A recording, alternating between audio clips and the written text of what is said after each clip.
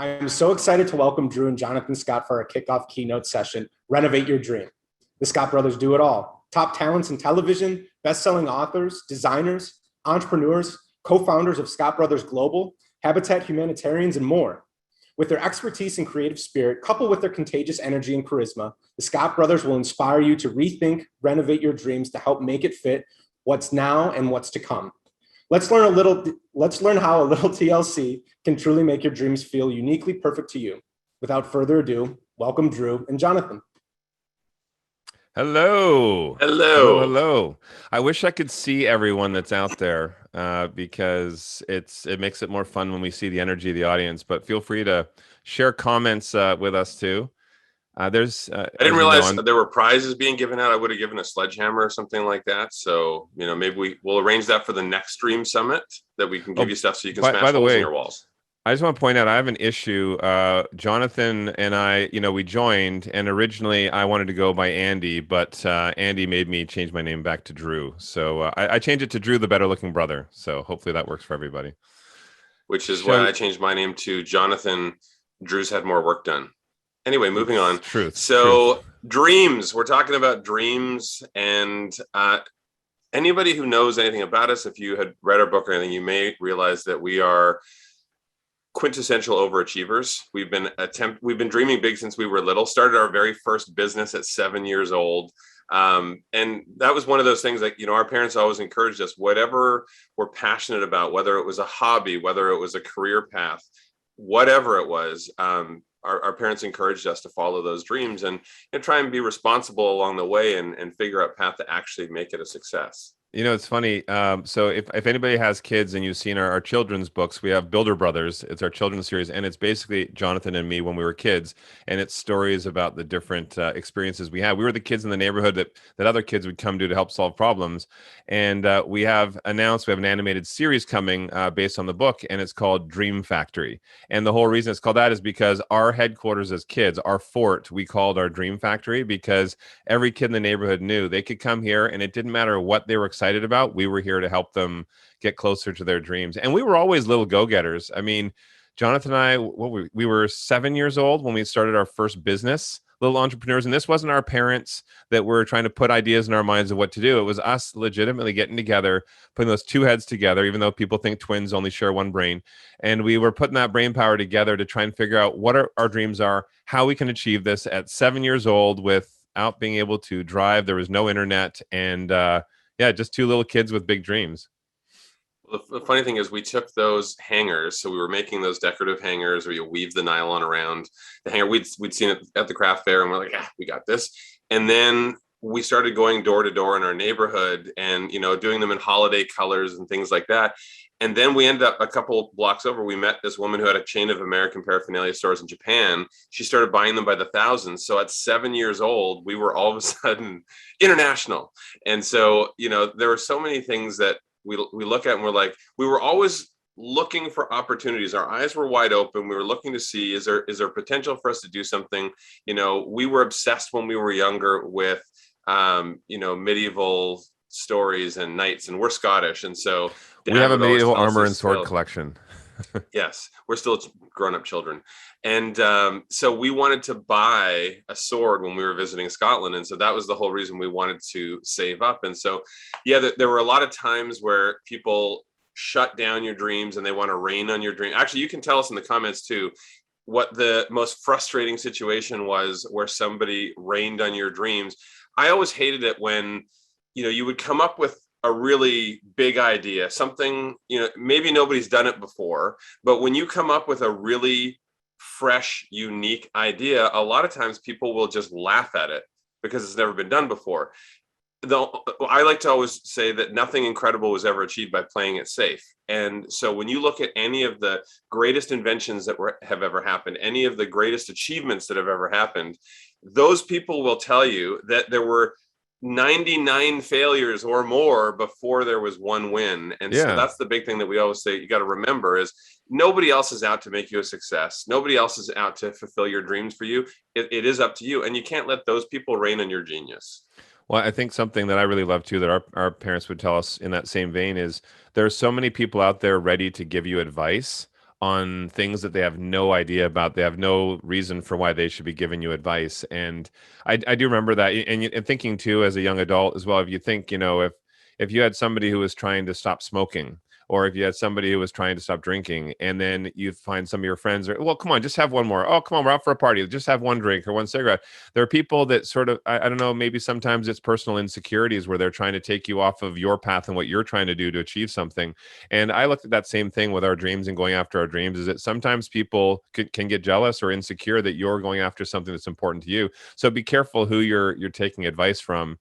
And what I really loved at that young age, I remember Jonathan and I were throwing out these ideas of businesses and what we wanted to do.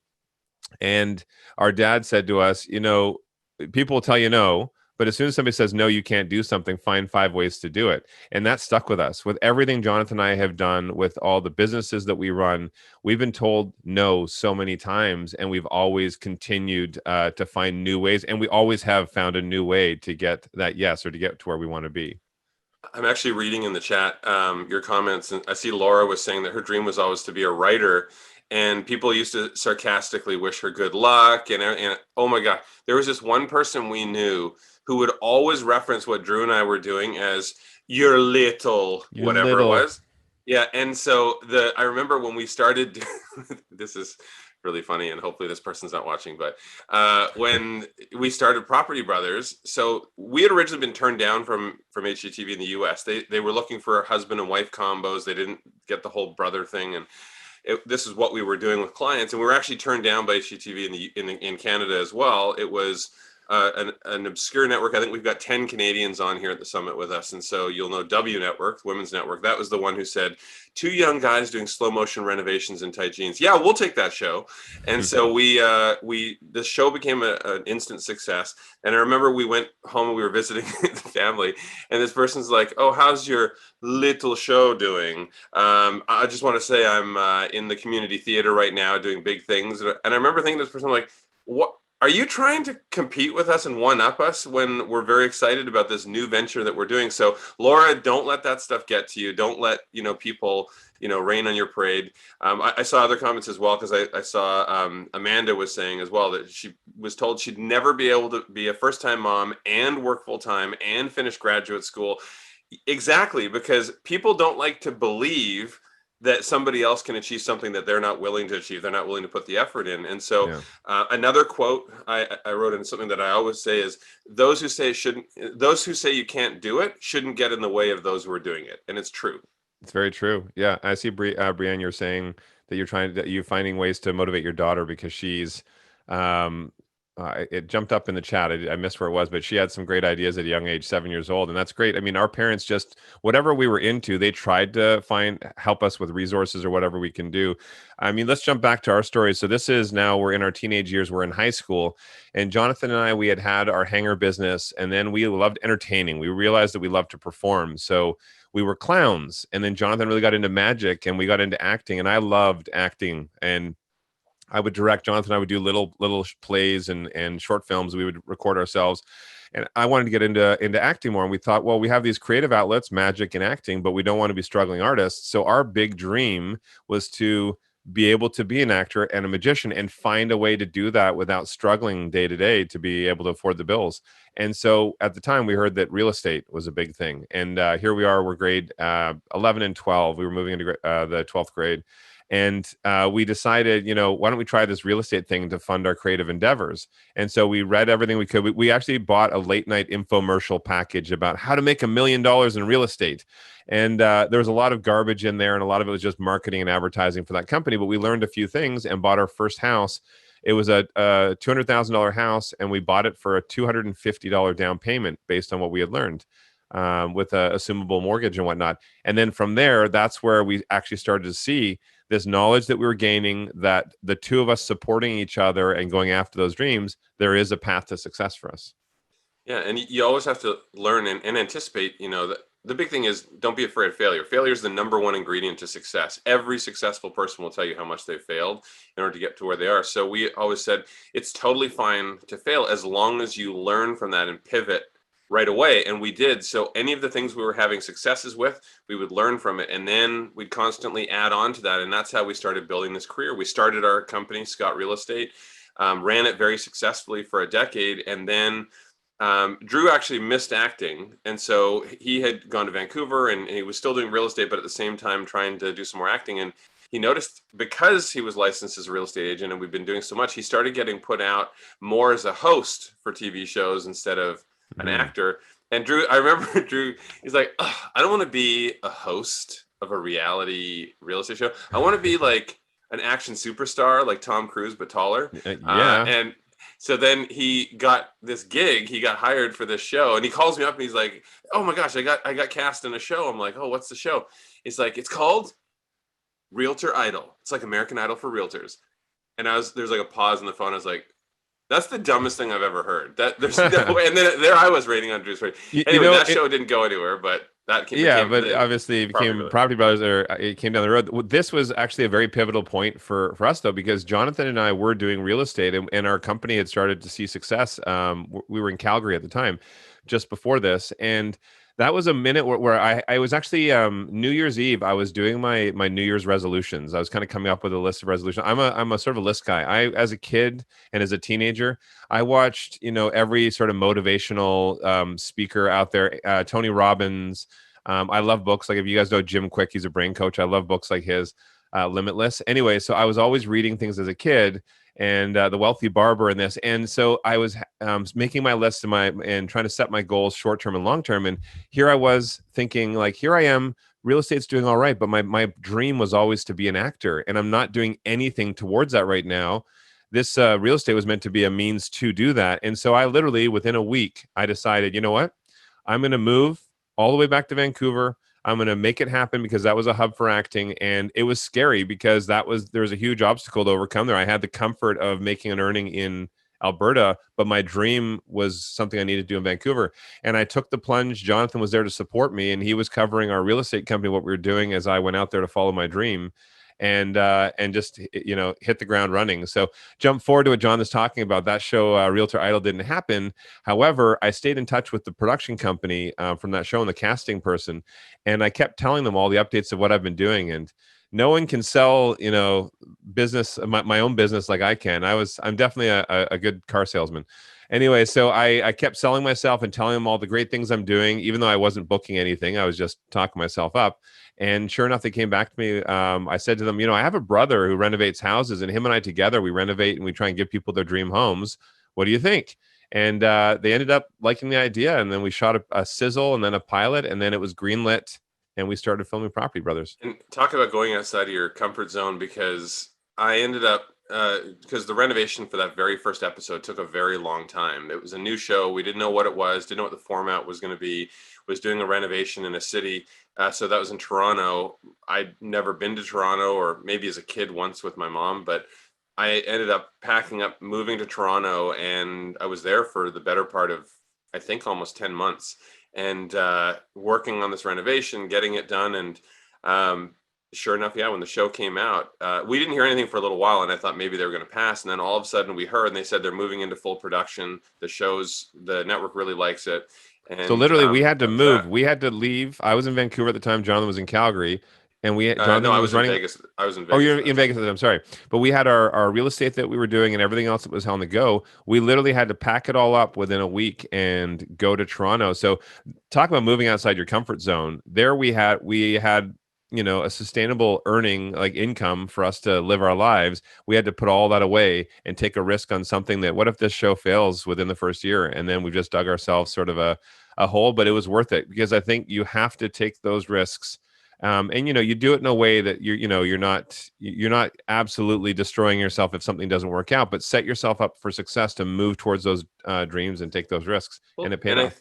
I think that's where some people have a really hard time taking a step back in order to take 2 steps forward. And if you're really sitting down, you're being honest with yourself, you're strategizing, you should always be looking to the future and sort of seeing what the roadmap is going to look like. And it's kind of like playing chess. You want to plan your moves ahead. So in order to start the show, a brand new reality real estate show on a Canadian network you're not retiring on that income. That was like peanuts compared to what we were making with our real estate company. We decided to take the plunge and give it a try.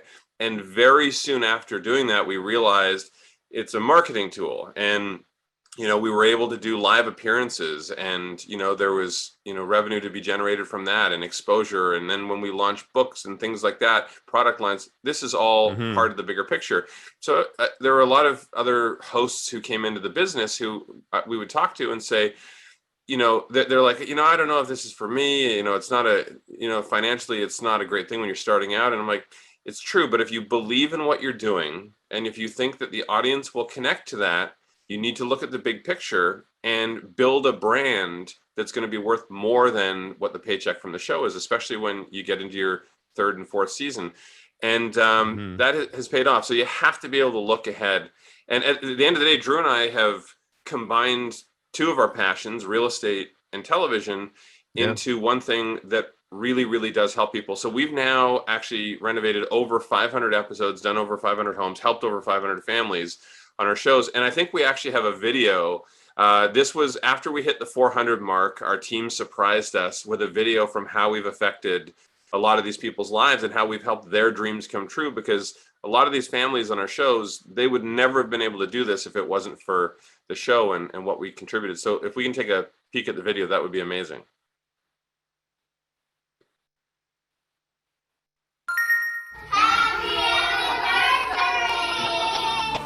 We had such a fun experience. I think the most special part was a ramp for Jack to make our home more accessible. Just such a blessing. We've also had our house renovated by Jonathan and Drew. And we loved every minute of it. Just a week after we had moved out for our renovation, an enormous tree blew over it and crushed our daughter's bedroom. I'm just so thankful we weren't here. At a time when I was going through cancer tests, they helped make a difficult time so much better. Happy anniversary, Jonathan and Drew. Thank you for the beautiful home. It's a road burst. Oh, there he goes. Drew and Jonathan turned a house into our home. Happy 400 episodes! Happy anniversary, Property Brothers. Congratulations. That was so cute. I think when we see people in their homes that we've been able to help, and like Jonathan says, over 500 houses now, like it never stops warming our hearts, because a lot of these families, they thought this is a dream they always had, to have this home that's just this hub for their family that they can all really love. And they never thought they'd be able to have that. They thought it was just a dream. And for us to be able to make it a reality is a big thing. I want to touch on one thing, though. I saw Tracy in the chat was talking about how she went after a dream that she had, and she ended up not liking it, but it helped her find another dream. And I think that's actually a really great point, because our dreams change, our lives change, we change as people. When I met my wife, my life changed, and some of my goals and dreams had changed too. And that was actually something, like Jonathan said originally, I was like, hosting, I don't want to host, I want to be an action superstar. But then after we started thinking about it and we talked about it, we really did think, there is something here as a host. We're good on our feet. We love improv. Jonathan and I used to do improv, stand-up, sketch comedy. And that's something that made us very natural when it came to hosting. And so it changed my perspective, and my dream did change. And I realized too, over the last 10 years, we've been doing real estate, now 25 years. It's something that I love. I absolutely love doing real estate. So now it was a new way for me to change that dream to encompass both TV and film as well as real estate. And I think in addition to what Andy had said in the intro and whatnot, one place where we found we really aligned with American Family Insurance and the whole idea of doing the Dream Summit is we do believe in a great sense of community, and we believe that everyone deserves to have a safe, healthy home, somewhere that they're proud to call home. And if you're happy at home, I think that sort of bleeds out into the community, and you can be a more, beneficial member to community and to your community. So for us, I love seeing all these stories of people who have said, oh my gosh, it changed. I started having friends and family over, and it really, strengthened those relationships. And all of a sudden, I was able to work from home and whatever the solution was for that family. Everyone's solution is different. Every renovation is different, but every renovation we do impacts a family in a big way. And I think that's what means the most to us, because, I don't know how many people can say that they've transformed the lives of over 500 people with what they do, and at the same time loved that work. And that's absolutely Drew and me. We're lucky to get up every morning. We work with people who are like family, and at the end of the day, it's been a pleasure speaking to you guys too, because we want to share our inspiration in the hope that maybe it inspires you a little bit. Well, and let me tell you, I mean, working with Jonathan can be a real pain in the butt at times. But aside from that, no, we love that we can work with family. And really, we couldn't do anything that we do, our production company or our different businesses. We couldn't do it if it wasn't for we call them our dream team. I mean, I'm a basketball guy too, so I love the phrase dream team. And so they're our extended family, and for us, it's so important to try and come in and, our team are spread all over US and Canada. So we can't be in an office with our team all the time. It depends on where we're filming and whatnot. So this is how we actually have our meetings. We try to motivate our team and inspire their greatness, because at the end of the day, they're the ones that are helping us change the lives and reach the dreams for families that we work with. We actually have one of our team huddles after this today with all of our employees from all across Canada and the US is right after this. But we said to them, no. AFI comes first. That's what we say. Well, I know we have a few more minutes before Andy is going to have to kick us out. But I thought I'd just share a few other little things from our journey. So our shows, as Jonathan had mentioned, we started in Canada and then went to the US, and we've now been airing for over 11 years. Our shows have been airing, but for us it's been fun because we continually are always adapting and changing. And so another dream, after I met my wife right at the same time we were launching our shows, Linda, and we, over the years, we had this dream of creating something ourselves, and it was sort of a destination where we can sort of create a platform for other people to inspire their community. And so we created our podcast At Home. If anybody wants to check it out, if you just go to athomepodcast.net or anywhere you listen to podcasts, it's called At Home with Linda and Drew Scott. But that is another example of, it was a dream of us to be able to find a way for us to connect with everyone, connect with our community, and our community is our planet, and also find a way to give a platform to listen and to learn.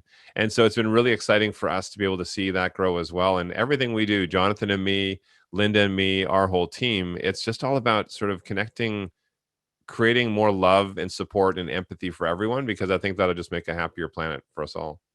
Agreed. I love Alicia's comment in the chat. She said that her dream was always to be a mom, and now that her kids are all in school full time, she has the opportunity to discover a new dream.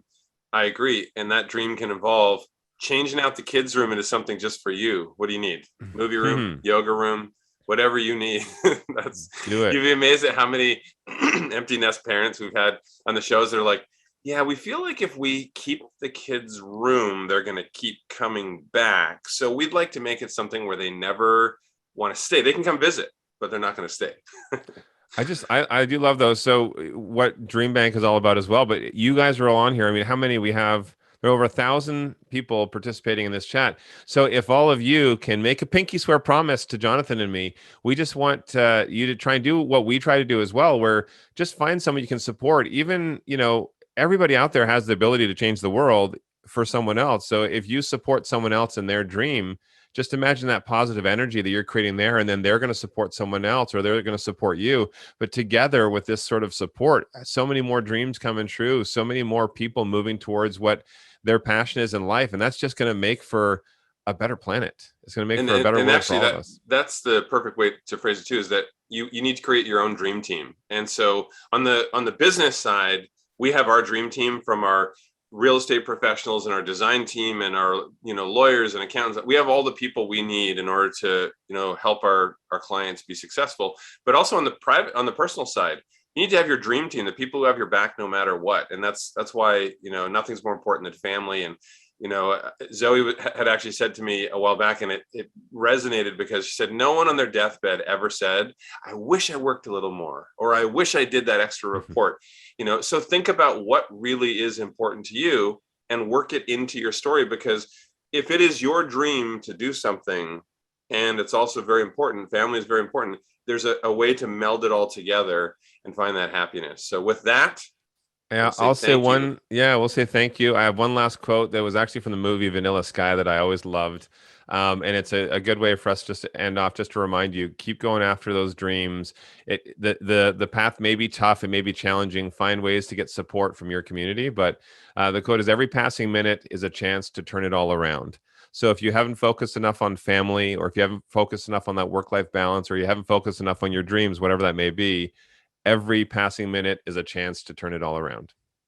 And from another quintessentially epic movie moment, from Step Brothers, I'm on a boat. That's my quote. Is that even relevant? Is that relevant? I don't think it's relevant. Drew, Jonathan, thank you so much for sharing your time and your insights with us here at the Dream Summit. I love what you shared about the Dream Factory when you were kids. It reminded me of my brother and I, and the different ideas and ventures and business endeavors that we would come up with. But then also about knights and castles and armor. I was also one of those kids who was just obsessed with that stuff too. And I think my mom still has a bunch of those books and like cardboard cutout armor that I had made. But what a great session to kick off the Dream Summit. We'll now head into about a 30-minute break or so until the next session begins. During this time, we recommend filling up your coffee and water, building out your agenda too, if you haven't already, and selecting which of the 2 sessions that you would like to attend next. You can choose between paralysis to purpose, moving forward in tough times with David Cooks, or break up with your phone with Catherine Price. See you soon. Bye, everyone.